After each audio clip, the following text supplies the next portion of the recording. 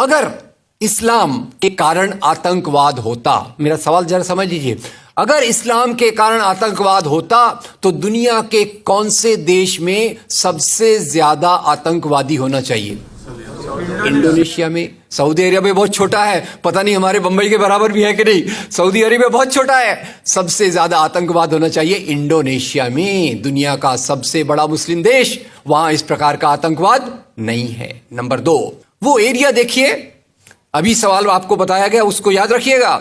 इस दुनिया के आतंकवाद से, जिसको इस्लामिक आतंकवाद कहा जाता है गलती से, कैसा कहा जाता है वो भी मैं बताऊंगा। इस आतंकवाद से मारे जाने वाले ज्यादा लोग, इससे मारे जाने वाले ज्यादा लोग हिंदू हैं, मुसलमान हैं या क्रिश्चियंस हैं? मुस्लिम हैं। इस्लाम के नाम पे आतंकवाद है, सबसे ज्यादा कौन मारा जाता है? मुस्लिम। अब तीसरी बात का ख्याल कीजिए, किस एरिया में इसका लोकेशन है? This terrorism is located in which area?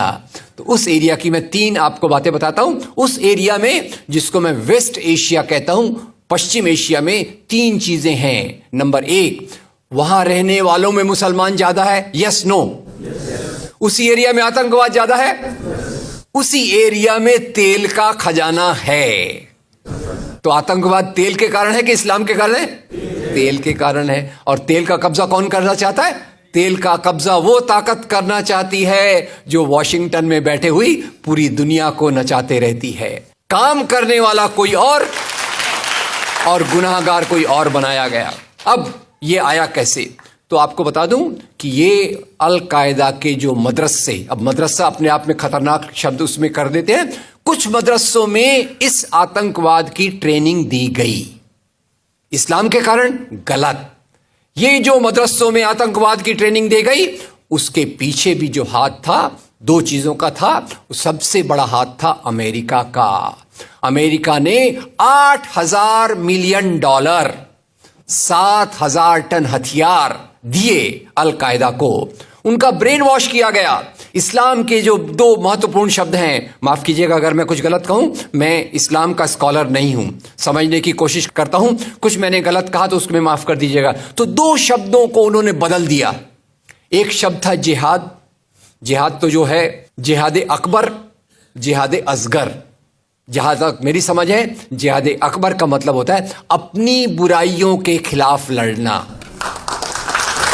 जिहाद असगर का मतलब होता है समाज की बुराइयों के खिलाफ संघर्ष करना। तो इस जिहाद शब्द का मतलब बदल कर दिया गया कि जो भी व्यक्ति आपसे असहमत है, जो भी व्यक्ति को, किसी को पहले काफिर लेबल करो।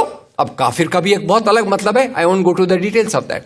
तो काफिर किसी को बोलो, उसको मारो, तो उसको जिहाद के नाम दिया गया। और ये ट्रेनिंग उन मदरसाओं में हुई जिसको अमेरिका ने पैसा दिया, अमेरिका ने सिलेबस भी दिया।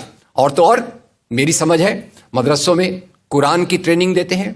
वो कैसे होना चाहिए वो आपके बीच में चर्चा का मुद्दा है, पर यहां जो ट्रेनिंग दी गई उसका सिलेबस वॉशिंगटन में बनाया गया। और खैर, ये क्यों बनाया गया उसके पीछे मैं पहले बहुत कोशिश करके, मेहनत करके लोगों को बोलता था ये अल कायदा इसके लिए बनाया गया। बाद में मेरे हाथ में एक बहुत अच्छी चीज आई। अब यूट्यूब में कई चीजें बहुत अच्छी हैं, कई चीजें खराब हैं। यूट्यूब के कारण हमारे कई नौजवान भटक भी रहे हैं, पर यूट्यूब की कुछ अच्छी चीजें आपको बताता हूं। यूट्यूब में आप सर्च कीजिएगा 3 शब्दों को, हिलरी क्लिंटन, अल कायदा, अमेरिका।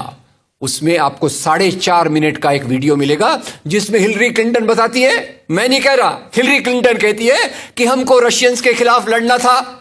हमारी फौजें जो वियतनाम से एकदम डिमोरलाइज होकर आई थी वो तैयार नहीं थी, तो इन एशिया के मुसलमानों के नौजवानों के कंधे पर रखकर हमने अपनी बंदूक चलाई।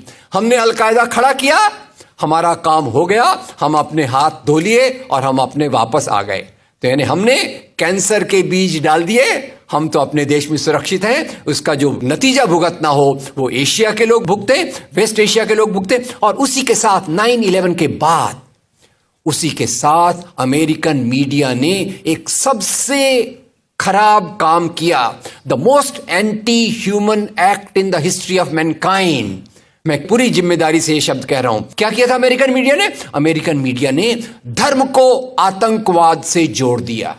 मजहब जो मोहब्बत सिखाता है, मजहब जो इंसान को इंसान बनना सिखाता है, उस मजहब के साथ इन्होंने आतंकवाद को जोड़ दिया और एक शब्द बनाया पहली बार, इस्लामिक टेररिज्म। याद रखिए, दुनिया में आतंकवाद पहले भी हुआ है। याद रखिए आयरिश रिपब्लिकन आर्मी, याद रखिए खालिस्तान, याद रखिए नाथुराम गोडसे, याद रखिए इंदिरा गांधी का हत्यारा, याद रखिए राजीव गांधी का हत्यारा। आतंकवाद पहले भी हुए हैं, पर कभी भी मजहब को आतंकवाद के साथ नहीं जोड़ा गया। तो मैं मानता हूं अमेरिकन मीडिया ने अगर सबसे गंदा, सबसे एंटी ह्यूमन काम किया है तो इस जुमले का बनाना जिसको कहते हैं इस्लामिक टेररिज्म। अब इसके पीछे इस्लाम का कोई हाथ नहीं। जिहाद शब्द का मतलब बदल दिया गया और काफिर शब्द का मतलब बदल दिया गया। यहां से ब्रेन वॉश की एक प्रोसेस चालू हुई और इसी को मैं कहता हूं, ये प्रोसेस जो चालू की, ये प्रक्रिया एक कैंसर होती है।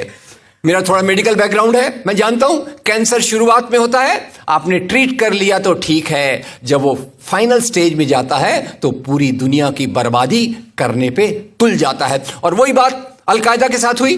अलकायदा के बाद मामला वहीं खत्म नहीं होता। तेल की प्यास, तेल की भूख बहुत बड़ी है। आप जानते हैं भारत 200 साल तक गुलाम रहा इंग्लैंड का। काहे के लिए गुलाम था? क्योंकि उनको यहां का कच्चा माल लूट कर ले जाना था। After colonialism there is imperialism, और ये इंपीरियलिज्म चाहता है दुनिया के रॉ मटेरियल्स, दुनिया के रिसोर्सेस को लूट कर अपनी समृद्धि को, अपनी प्रॉस्पेरिटी को बढ़ाया जाए। और उसी के चलते उन्होंने एक और काम किया, और वो काम था इराक पे हमला। अभी ब्रेक्सिट, अभी वो कौन सी रिपोर्ट आई है, मैं नाम भूल गया उसका, जिसमें ब्रिटेन के प्रधानमंत्री जो थे उनको एक गिल्टी करार हो रहा है। वो रिपोर्ट में पहले उन्होंने तय कर लिया कि हमको इराक पे हमला करना है, बाद में आर्ग्यूमेंट ढूंढते रहे कि भाई कौन सी बात पे हम इराक पे हमला करें। तो बोले अरे इराक के पास तो वेपन्स ऑफ मास डिस्ट्रक्शन है। उस बात पे लंबी बहस चली और यूनाइटेड नेशंस, जिसको अमेरिका ने अपने जेब में रख लिया है, उसके सहारे से उन्होंने इराक पे हमला किया। और वो इराक पे हमले के कारण जो वहां की आर्मी स्ट्रक्चर था, जो फौज का स्ट्रक्चर था, वो डिस्टर्ब हो गया। एक तरफ से वो डिस्टर्ब हो गया, दूसरी तरफ से अलकायदा की आइडियोलॉजी आई और इन दोनों को मिलाकर आईएसआईएस बना।